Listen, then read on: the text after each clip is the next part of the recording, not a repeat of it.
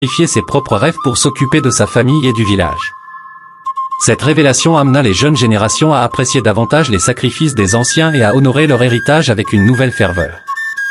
Malgré les turbulences causées par les révélations, une nouvelle dynamique se développa dans le village. Les habitants commencèrent à voir le chêne sacré comme un allié dans leur quête de vérité et de justice. L'arbre, avec ses murmures mystérieux et ses révélations intimes, devint un symbole de transformation personnelle et collective. Maëlie, Arik et Lena, forts de leur dévouement à l'arbre et à la communauté, prirent des rôles encore plus actifs dans cette période de transition.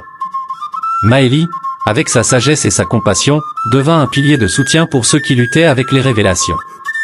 Arik, par son pragmatisme et son dévouement au travail, inspira les autres à chercher des solutions concrètes pour surmonter les défis. Lena, en tant que doyenne, guida les discussions et les cérémonies, aidant le village à trouver un équilibre entre tradition et changement. L'inquiétude croissante et les révélations continues du chêne sacré poussèrent un groupe de villageois à entreprendre une enquête approfondie sur l'origine et les pouvoirs de l'arbre.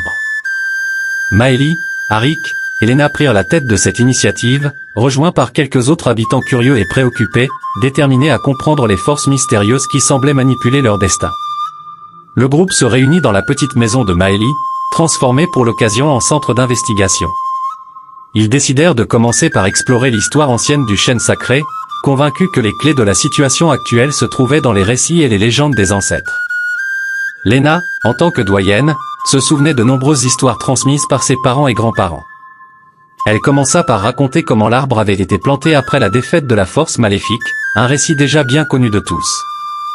Cependant, Lena révéla également des aspects moins connus de l'histoire. Elle parla des périodes de crise dans le passé où le chêne sacré avait joué un rôle crucial. Des famines évitées, des maladies mystérieuses guéries, et des conflits résolus grâce à des visions ou des rêves inspirés par l'arbre.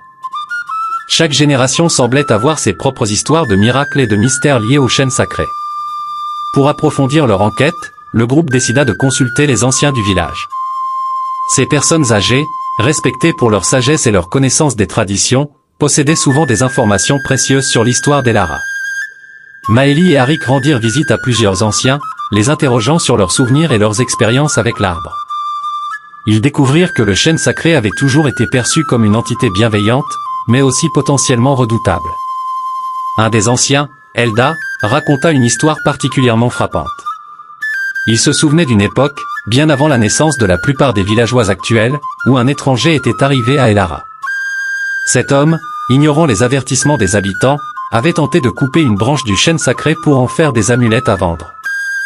La nuit suivante, l'homme avait disparu, et personne ne l'avait jamais revu.